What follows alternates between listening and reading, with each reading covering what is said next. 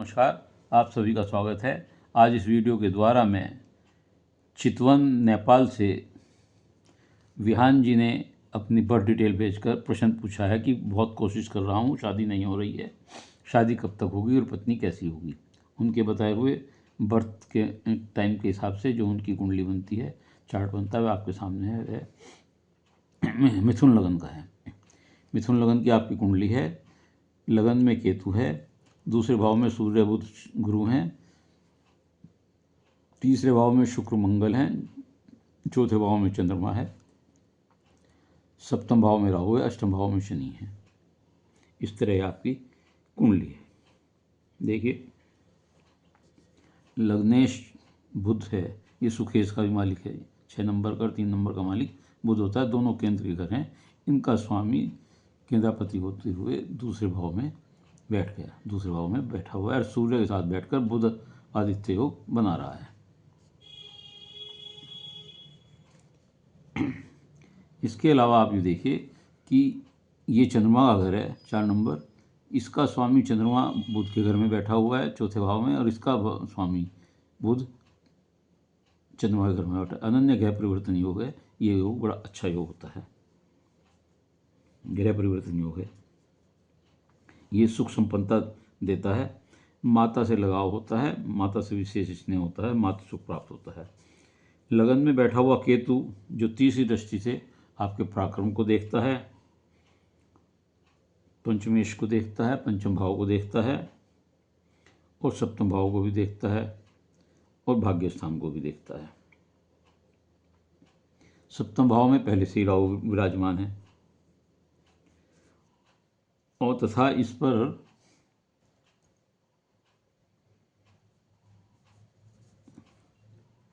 केतु लगन में अच्छा नहीं माना जाता। मैंने जो बताया केतु यहाँ इनकी दृष्टि कहाँ कहाँ है, तो केतु लगन में अच्छा नहीं माना जाता। चुनौतियाँ देता है आपके जीवन में, बहुत विरक्ति भावना देता है, कभी कभी निराशा भी दे देता है। व्यापार संतोषजनक चलता है, व्यापार में उपलब्धि ठीक होती है। सिर दर्द की परेशानी देता है, हड्डियों की नसों की बीमारी देता है, यहाँ बैठ कर के रीढ़ की हड्डी में परेशानी करता है। ये 34 साल के बाद भाग्य देता है। 34 साल से पहले आपको कोई विशेष उपलब्धि नहीं होने देता। केतु की 7वीं दृष्टि जो विवाह स्थान पर है वो देरी से कराता है, होते होते रिश्ते छुड़वा देता है या पोस्टपोन करा देता है, कोई ऐसा कारण बन जाता है कि वो रिश्ता नहीं हो पाता। राहु भी देरी कराता है यहाँ बैठ करके। ऐसे लोगों का विवाह कभी कभी दूसरी जाति या दूसरे धर्म की महिला से भी हो सकता है या अपने से निम्न जाति की महिला से भी हो सकता है। विवाह योग इनका 35 वर्ष से लेकर 37 वर्ष की अवस्था में होता है, जब गुरु की महादशा में गुरु का अंतर चलता है। यह अंतर आपको 24/9/26 से लेकर 12/11/28 तक रहेगा। यह विवाह का योग है। दूसरे भाव में बुध सूर्य के साथ बैठकर बुधादित्य योग भी बना रहा है तथा गुरु भी वहाँ उच्च के हैं। गुरु कर्क राशि में उच्च के होते हैं और जो कि दशम भाव के स्वामी हैं और पत्नी स्थान के स्वामी, कर्म भाव के स्वामी भी हैं। ये धन धान्य देता है, अच्छे माध्यम से आपको आमदनी देता है।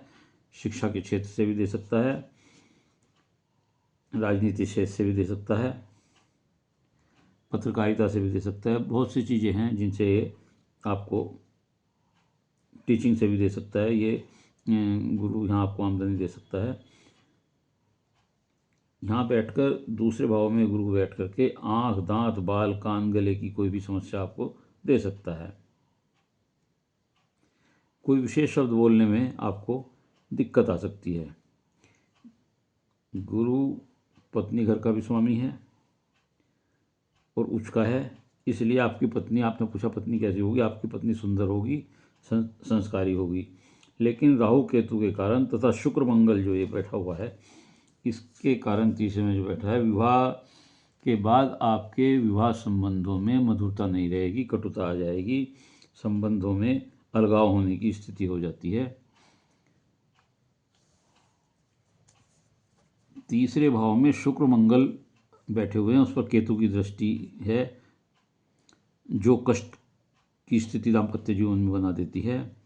आपकी महिलाएं मित्र अधिक होंगी, आप बहुत रोमांटिक होंगे और कभी कभी इस अवस्था में आप नियंत्रण उग्र हो जाते होंगे, लेकिन यह योग धन जरूर प्रदान करता है। बुध गुरु दूसरे भाव में अचानक धन लाभ देता है। बुध गुरु जो बैठे हुए हैं अचानक लाभ देता है, विद्या योग देता है, बुद्धिमान बनाता है। राहु शुक्र मंगल की युक्ति कुंडली की स्थिति के कारण और अन्य स्थितियों के कारण आप जो हैं, क्योंकि आपके प्रेम प्रसंग भी होंगे राहु के यहाँ होने की वजह से और शुक्र मंगल की वजह से, जो आपकी विवाह के अलगाव का कारण बन सकते हैं। शनि यहाँ बैठकर लंबी उम्र देते हैं, बहुत ज़्यादा शुभ नहीं होते हैं, लेकिन जोड़ों में दर्द, नाखून में दर्द, दांतों में दर्द और आपको तंत्र मंत्र और टोटके आदियों में आपका विशेष रुझान उत्पन्न होता है। इस प्रकार आपकी जो प्रश्न है उसके अनुसार आपकी शादी, मैंने बताया गुरु में गुरु का जो अंतर है, जो लगभग आपका 35 साल से 37 साल के बीच में होगा, उसमें शादी का योग बनता है। पत्नी अच्छी होगी, आपने पूछा कैसे है, लेकिन अगर आप इस रिश्ते को चलाना चाहते हैं तो आपको अपने आप को नियंत्रित रखना पड़ेगा और कोई ऐसा कार्य ना करें जिससे आपकी पत्नी को आप पर संदेह हो।